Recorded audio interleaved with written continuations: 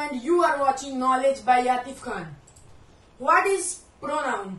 Pronoun क्या होता है, सर्वनाम क्या होता है, कितने प्रकार के प्रोनाउन होते हैं एंड प्रोनाउन की डिफिनीशन जानेंगे इस वीडियो में। लेकिन उससे पहले आपको नाउन जानना जरूरी है। अगर आपको नाउन नहीं आता है तो मैंने उस पर एक वीडियो बना रखी है। उस वीडियो की लिंक आपको इसी वीडियो के डिस्क्रिप्शन बॉक्स में नीचे मिल जाएगी और ऊपर आई बटन में भी मिल जाएगी। तो चलिए शुरू करें। अगर आपने अभी तक हमारे चैनल को सब्सक्राइब नहीं किया है तो सब्सक्राइब करो और बेल आइकन को ऑन कर लो नई वीडियो की अपडेट सबसे पहले पाने के लिए। प्रोनाउन सर्वनाम। Pronoun are those words which is used in the place of noun. जो शब्द संज्ञा के स्थान पर प्रयोग किए जाते हैं वे प्रोनाउन सर्वनाम कहलाते हैं। Example he, she, I, we, they, you, etc। जैसे राम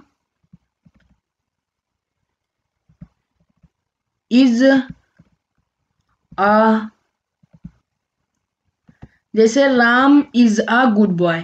अब राम एक अच्छा लड़का है। राम किसी एक पर्सन का नाम है। किसी भी पर्सन का नाम हो, प्लेस का नाम हो, थिंग्स का नाम हो, वो क्या कहलाता है? वो नाउन कहलाता है। तो Ram is a good boy, अगर राम की जगह हम यूज कर दें he is a good boy, he is a good boy, तो ये क्या कहलाएगा? प्रोनाउन, क्योंकि हमने राम के स्थान पर क्या यूज किया है? ही यूज किया है। जैसे यहाँ पर एक एग्जाम्पल है, Priya is a good girl. अब अगर हम यहाँ पर लगा दें she is a good girl, she is a good girl, तो यहाँ पर ये क्या हो जाएगा? ये प्रोनाउन हो जाएगा। और ये क्या है? ये पूरा नाउन है। ये नाउन है। अगर यहाँ पर हम सी लगा देंगे, सी इज अ गुड गर्ल, तो ये प्रोनाउन बन जाएगा। तो जो शब्द संज्ञा के स्थान पर यूज किए जाते हैं उन्हें हम प्रोनाउन कहते हैं। समझ में आ गया? Types of pronoun. There are 10 types of pronoun. First relative pronoun, संबंधवाचक सर्वनाम। सेकंड पर्सनल प्रोनाउन, व्यक्तिवाचक सर्वनाम। थर्ड रिफ्लेक्सिव प्रोनाउन, निजवाचक सर्वनाम। फोर्थ इम्फेटिक प्रोनाउन, बलदायक सर्वनाम। फिफ्थ पॉजेसिव प्रोनाउन, अधिकरणवाचक सर्वनाम। सिक्स्थ डिस्ट्रीब्यूटिव प्रोनाउन, वैशिष्ट्यवाचक सर्वनाम। 7 डिमॉन्स्ट्रेटिव प्रोनाउन, संकेतवाचक सर्वनाम। 8 इंडिफिनाइट प्रोनाउन, अनिश्चयवाचक सर्वनाम। 9 इंट्रोगेटिव प्रोनाउन, प्रश्नवाचक सर्वनाम। And 10th last reciprocal pronoun, परस्पर बोधक सर्वनाम। There are 10 types of pronoun. 10 प्रकार के सर्वनाम होते हैं। अब हम जानेंगे इन सब की डिफिनीशन। तो चलिए देखते हैं। रिलेटिव प्रोनाउन, संबंधवाचक सर्वनाम। A relative pronoun is used to connect a clause to a noun और प्रोनाउन। संबंधवाचक सर्वनाम वह सर्वनाम है जो दो उपवाक्यों को जोड़ता है और उनके संबंध को प्रकट करता है। जैसे हु, हुज, हुम, व्हाट, व्हिच, दैट। इन सारे वर्ड्स में से कोई भी वर्ड किसी भी सेंटेंस के बीच में आता है वह रिलेटिव प्रोनाउन संबंधवाचक सर्वनाम कहलाता है। जैसे this is pen that gave me. अब यहाँ पर बीच में दैट आ गया, बीच में सेंटेंस के बीच में दैट आ गया, तो ये किसका एग्जाम्पल होगा? ये रिलेटिव प्रोनाउन संबंधवाचक सर्वनाम का एग्जाम्पल होगा। अगर आपको कभी भी ऐसा एग्जाम्पल देखने को मिले तो आप समझ जाना ये रिलेटिव प्रोनाउन संबंधवाचक सर्वनाम का ही एग्जाम्पल है। प्रोनाउन का अगला जो टाइप्स है वो है रिफ्लेक्सिव प्रोनाउन, निजवाचक सर्वनाम। Reflexive pronoun is usually used when object of a sentence is the same the subject. Reflexive pronoun are singular और प्लूरल फॉर्म। इसका मतलब ये हुआ निजवाचक सर्वनाम वह सर्वनाम है जिसका प्रयोग स्वयं के कार्य करने का बोध कराने के लिए किया जाता है या जो वाक्य अपना कार्य स्वयं करने का बोध कराता है वह निजवाचक सर्वनाम रिफ्लेक्सिव प्रोनाउन कहलाता है। यह एक वचन बहुवचन के रूप में प्रयोग किया जाता है। एग्जाम्पल सेल्फ और सेल्व्स। दोस्तों ये जो सेल्फ होता है ये सिंगुलर में यूज किया जाता है और सेल्व्स जो होता है ये प्लूरल फॉर्म में यूज किया जाता है। मैंने आपको बताया यह एक वचन बहुवचन के रूप में प्रयोग किया जाता है। सेल्फ में जो होता है उसमें आता है माई, हिम, हर, इट, ये सब सिंगुलर में यूज किए जाते हैं, ये सिंगुलर फॉर्म में। सेल्व्स में जो होता है वो योर, आवर, देम होता है, ये प्लूरल में यूज किया जाता है। जैसे that man did his work himself. अब यहाँ पर हिमसेल्फ आया ना, हिमसेल्फ एक वचन के लिए ये यूज किया गया है। That man did his work himself, वह आदमी अपना काम खुद से किया, हिमसेल्फ। तो ये सेल्फ के लिए यूज किया जाता है सिंगुलर फॉर्म में। हमारा अगला एग्जाम्पल जो है वो है दे वेंट दियर देमसेल्फ, वे वहां खुद से गए। अब देमसेल्व्स आ गया ना, यहाँ पर देम है और ये सेल्व्स। तो दोस्तों कभी भी अगर आपको ऐसे एग्जाम्पल देखने को मिले तो आप तुरंत समझ जाना कि ये रिफ्लेक्सिव प्रोनाउन निजवाचक सर्वनाम का ही एग्जाम्पल है। और ये ध्यान रखना ये सिंगुलर और प्लूरल दोनों के फॉर्म में प्रयोग किया जाता है। इंट्रोगेटिव प्रोनाउन प्रश्नवाचक सर्वनाम। An interrogative pronoun which is used to asking question is it's used to person और थिंग। मतलब प्रश्नवाचक सर्वनाम वह सर्वनाम है जिनका प्रयोग करके प्रश्नवाचक वाक्य बनाया जाता है या प्रश्नों का निर्माण किया जाता है। इसका प्रयोग व्यक्ति या वस्तु के लिए किया जाता है, वे प्रश्नवाचक सर्वनाम कहलाते हैं। Example when, where, who, which, what। दोस्तों अगर इन सब वर्ड में से कोई भी अगर किसी भी सेंटेंस में कर्ता के रूप में आता है वह इंट्रोगेटिव प्रोनाउन प्रश्नवाचक सर्वनाम कहलाता है। और दोस्तों इसका एक साइन भी होता है, ये इसको हम बोलते हैं क्वेश्चन मार्क। अगर आप कभी भी कोई भी सेंटेंस के लास्ट में ऐसा चिन्ह देखें तो आप तुरंत समझ जाना ये इंट्रोगेटिव प्रोनाउन प्रश्नवाचक सर्वनाम है। जैसे व्हाट इज योर नेम, आपका क्या नाम है। दोस्तों यहाँ पर क्वेश्चन पूछा जा रहा है आपका क्या नाम है, उसके बाद लास्ट में आपको क्वेश्चन मार्क का चिन्ह भी दिखाई दे रहा होगा, ये वाला चिन्ह क्वेश्चन मार्क का चिन्ह भी दिखाई दे रहा है। अगर इस टाइप का एग्जाम्पल आपको कभी भी दिखे तो आप समझ जाना कि ये इंट्रोगेटिव प्रोनाउन है। हम अपना अगला एग्जाम्पल लेकर देखते हैं। वेयर डू यू लिव, आप कहाँ रहते हो। यहाँ पर भी आपसे क्वेश्चन पूछा जा रहा है और लास्ट में क्वेश्चन मार्क लगा हुआ है, तो ये इंट्रोगेटिव प्रोनाउन प्रश्नवाचक सर्वनाम का एग्जाम्पल है। अगला है डिमॉन्स्ट्रेटिव प्रोनाउन संकेतवाचक सर्वनाम। A demonstrative pronoun that is used to indicate something is perfect, things or person. Within sentence these pronoun can be either singular और प्लूरल। मीन्स संकेतवाचक सर्वनाम वह सर्वनाम है जो किसी वाक्य के द्वारा किसी विशेष व्यक्ति या वस्तु के लिए संकेत करता है। ये एक वचन या बहुवचन हो सकता है। Example this, that, these, those.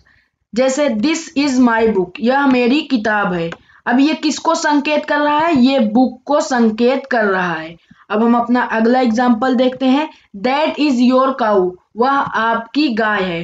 ये किसको संकेत कर रहा है, गाय को संकेत कर रहा है। मैंने आपको बताया था ये किसी भी व्यक्ति या वस्तु को संकेत करता है। अब अगला एग्जाम्पल है दीज आर बटरफ्लाई, तितलियों को संकेत कर रहा है। दोज आर बॉयज, यहाँ पर ये दिस इज माई बुक, ये बुक को संकेत कर रहा था। दिस इज योर काऊ, यहाँ पर गाय को संकेत कर रहा था। और दीज आर बटरफ्लाई, यहाँ पर तितलियों को संकेत करने लगा और यहाँ पर लड़कों को संकेत करने लगा। लड़कों और तितलियों ये दोनों क्या हो गए, ये हो गए प्लूरल, क्योंकि तितलियों बहुत सारी तितलियां हैं, बॉयज बहुत सारे लड़के हैं। और यहाँ पर बुक, दिस इज बुक, यह किताब है, एक किताब की बात हो रही है और यहाँ पर भी एक गाय की बात हो रही है। तो मैंने आपको बताया ये सिंगुलर और प्लूरल दोनों फॉर्म में यूज किया जाता है। दिस का प्लूरल होता है दीज एंड दैट का प्लूरल होता है दोज। अगला वाला है इंडेफिनिट प्रोनाउन अनिश्चयवाचक सर्वनाम। Indefinite pronoun refer to person और things in a general way but do not refer to any person or thing in particular। Means जिस सर्वनाम से किसी निश्चित व्यक्ति या वस्तु का बोध नहीं होता उसे हम इंडेफिनिट प्रोनाउन अनिश्चयवाचक सर्वनाम कहते हैं। Example one, none, some, any, all, somebody, anybody, nobody, other, few. जैसे नन हेल्प्ड मी, किसी ने भी मेरी मदद नहीं की। अगला एग्जाम्पल लेकर देखते हैं। डू गुड टू अदर, दूसरों का भला करो। ऑल न्यू हिम, सभी उसे जानते हैं। अगला वाला है डिस्ट्रीब्यूटिव प्रोनाउन वैशिष्ट्यवाचक सर्वनाम। The pronoun which refer to person और things one at a time are called distributive pronoun. Means जो सर्वनाम वाक्य में प्रयुक्त व्यक्तियों या वस्तुओं में से प्रत्येक को सूचित करें उसे हम वैशिष्ट्यवाचक सर्वनाम कहते हैं। Example either, neither, none, each, any, no one. Either का प्रयोग दो व्यक्तियों के लिए किया जाता है, नाइदर का प्रयोग भी दो व्यक्तियों के लिए किया जाता है, लेकिन नाइदर का प्रयोग नहीं की जगह इस्तेमाल किया जाता है। फॉर एग्जाम्पल उनमें से कोई नहीं, तो वहां पर हम नाइदर का यूज करेंगे। None, each, any, no one का प्रयोग दो या दो से अधिक व्यक्ति या वस्तु के लिए किया जाता है। जैसे take either of these two apple, दो सेब में से कोई एक सेब ले लो। अगला एग्जाम्पल देखते हैं। Neither of two brother came, दोनों भाइयों में से कोई नहीं आया। अगला एग्जाम्पल है each of you can go home, आप में से हर कोई घर जा सकता है। अगला एग्जाम्पल है none of them can do it, उनमें से कोई भी ऐसा नहीं कर सकता। अगला एग्जाम्पल है any of these 5 boys dance. Personal pronoun व्यक्तिवाचक सर्वनाम। Personal pronoun is pronoun which is used to any person और थिंग्स। व्यक्तिवाचक सर्वनाम वह सर्वनाम है जिसका प्रयोग किसी भी व्यक्ति या वस्तु के स्थान पर किया जाता है, वह व्यक्तिवाचक सर्वनाम कहलाता है। Example I, we, you, they, he, she, it, etc। इन सभी वर्ड में से अगर कोई भी वर्ड किसी भी सेंटेंस में कर्ता के रूप में आता है, मीन्स सेंटेंस के पहले आता है, वह पर्सनल प्रोनाउन व्यक्तिवाचक सर्वनाम कहलाता है। जैसे I have a good pen, मेरे पास एक अच्छी कलम है। आई कर्ता के स्थान पर है, मीन सेंटेंस से पहले है, इसलिए ये पर्सनल प्रोनाउन व्यक्तिवाचक सर्वनाम कहलाएगा। तो दोस्तों चलिए हम देख लेते हैं पर्सनल प्रोनाउन व्यक्तिवाचक सर्वनाम के कुछ रूल, जिससे आपको पर्सनल प्रोनाउन पढ़ने में आसानी होगी। तो चलिए देखते हैं। रूल ऑफ पर्सनल प्रोनाउन में दोस्तों आपको दो चीजें ध्यान रखना है, नॉमिनेटिव और दूसरा है पॉजेसिव। नॉमिनेटिव वह वर्ड है जो कर्ता के स्थान पर लिखा जाता है और पॉजेसिव वह वर्ड है जो नॉमिनेटिव के साथ यूज होता है। जैसे आई के साथ यहाँ पर माई का यूज होगा। वर्ड किसी भी सेंटेंस में अगर आई के साथ माई का यूज हुआ है तो वह पर्सनल प्रोनाउन व्यक्तिवाचक सर्वनाम का एग्जाम्पल होगा। यू के साथ योर्स का प्रयोग होगा। ही के साथ अगर हिज लगा होगा तो वो भी पर्सनल प्रोनाउन का एग्जाम्पल होगा। सी के साथ हर लगा होगा तो वो भी पर्सनल प्रोनाउन का एग्जाम्पल होगा। दे के साथ दियर का यूज होगा तो वो पर्सनल प्रोनाउन। वी के साथ आवर का प्रयोग होगा। जैसे I did not do my work, दोस्तों यहाँ पर आई कर्ता के स्थान पर लिखा गया है, मीन सेंटेंस के पहले आया है और आई के साथ माई का यूज किया गया है पॉजेसिव के रूप में, तो ये पर्सनल प्रोनाउन व्यक्तिवाचक सर्वनाम का एग्जाम्पल होगा। अगला एग्जाम्पल है we have finished our work, यहाँ पर भी बी सेंटेंस के पहले आया है, कर्ता के स्थान पर लिखा गया है और उसके साथ पॉजेसिव के रूप में आवर लिखा गया है, आवर यूज किया गया है, इसलिए ये पर्सनल प्रोनाउन कहलाएगा। अगला एग्जाम्पल लेकर देखते हैं।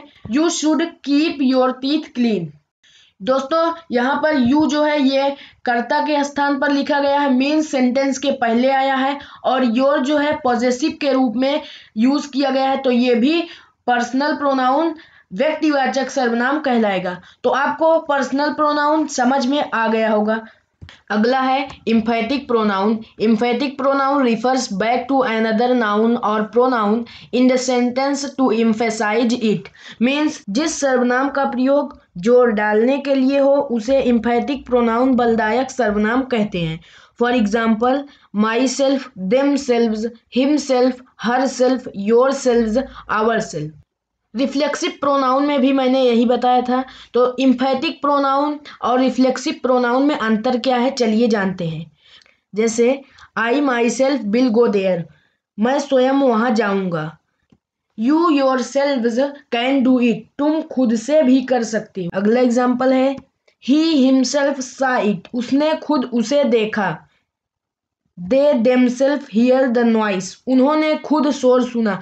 अब यहाँ पर आप देखिए myself, yourselves, himself, ये सब सब्जेक्ट के तुरंत बाद आ रहा है, सब्जेक्ट के पास ही है, तो ये इम्फेटिक प्रोनाउन होगा। और जब हम रिफ्लेक्सिव प्रोनाउन का एग्जाम्पल बनाते हैं तो वहां पर माई सेल्फ को, योर सेल्व्स को, हिम सेल्फ को सब्जेक्ट के दूर रखते हैं। पास अगर सब्जेक्ट के हो तो वो इम्फेटिक प्रोनाउन होगा, और अगर सब्जेक्ट से दूर हो तो वो रिफ्लेक्सिव प्रोनाउन होगा। समझ में आ गया रिफ्लेक्सिव प्रोनाउन और इम्फेटिक प्रोनाउन का अंतर। चलिए हम अपना अगला देखते हैं प्रोनाउन का टाइप। अगला वाला है रिसिप्रोकल प्रोनाउन, परस्पर बोधक सर्वनाम। Reciprocal pronoun which are made with the relation of pronoun, वे सर्वनाम जो दो सर्वनाम से मिलकर बनते हैं और परस्पर संबंध प्रकट करते हैं उन्हें हम रिसिप्रोकल प्रोनाउन, परस्पर बोधक सर्वनाम कहते हैं। For example each other and one another. Each other का प्रयोग दो व्यक्ति वस्तु के लिए किया जाता है और वन एन अदर का प्रयोग दो या दो से अधिक व्यक्ति और वस्तु के लिए किया जाता है। जैसे the two man hate each other, दोनों लोग एक दूसरे से नफरत करते थे। अगला एग्जाम्पल है दे चीटेड वन एन अदर, उन्होंने एक दूसरे को धोखा दिया। यहाँ पर दो लोग थे और यहाँ पर बहुत सारे लोग हैं, तो यही अंतर है ईच अदर और वन एन अदर में। ईच अदर का प्रयोग दो व्यक्ति वस्तु के लिए किया जाता है, वन एन अदर का प्रयोग दो या दो से अधिक व्यक्ति और वस्तु के लिए किया जाता है। अगला है पॉजेसिव प्रोनाउन, अधिकरणवाचक सर्वनाम। Possessive pronoun are those pronoun that indicate possession or relationship. Means अधिकरणवाचक सर्वनाम वह सर्वनाम है जहाँ किसी का मालिकाना हक दिखता है। मालिकाना हक दिखने का मतलब कि वह उसी चीज, जैसे किसी भी चीज पर उसका हक है पूरा, वो उसी की चीज है, तो वही है मालिकाना हक दिखना। For example mine, hers, his, yours, theirs. Sorry यहाँ पर यस लगेगा, ये होगा डियर्स। मैंने इस पर एक चार्ट बनाई है, आप देखिए चार्ट बगल में। माई के स्थान पर माइन का प्रयोग किया जाता है पॉजेसिव प्रोनाउन में, और आवर के स्थान पर आवर्स का प्रयोग किया जाता है। योर के स्थान पर योर्स का प्रयोग किया जाता है पॉजेसिव प्रोनाउन में। हिज के स्थान पर हिज का ही प्रयोग किया जाता है। हर के स्थान पर हर्स का प्रयोग किया जाता है रहता है। देयर के स्थान पर दियर्स का प्रयोग किया जाता है। जैसे दिस हाउस इज हर्स, वह घर उसका है। अब उस पर उसका ही हक है, वह उसी का घर है, तो यहाँ पर किसी का एक मालिकाना हक बन रहा है, तो ये पॉजेसिव प्रोनाउन कहलाएगा। अगला एग्जांपल देखते हैं द बुक इज माइन, वह मेरी किताब है, उस पर मेरा ही हक है, वह मेरी ही किताब है। जैसे अगला एग्जांपल है द कार इज दियर्स, वह उसकी गाड़ी है। इस वीडियो में मैंने आपको 10 प्रोनाउन के टाइप्स के बारे में बताया, प्रोनाउन की डिफिनीशन बताई, तो यहाँ पर हमारा प्रोनाउन कंप्लीट होता है। कैसी लगी आपको ये प्रोनाउन वाली वीडियो नीचे कमेंट बॉक्स में बताना। अगर वीडियो पसंद आई तो लाइक करना, चैनल को सब्सक्राइब करके बेल आइकन को ऑन कर लेना ताकि आने वाली सारी वीडियो की नोटिफिकेशन सबसे पहले आपको मिले। मिलते हैं अगली वीडियो के साथ, तब तक के लिए बाय बाय।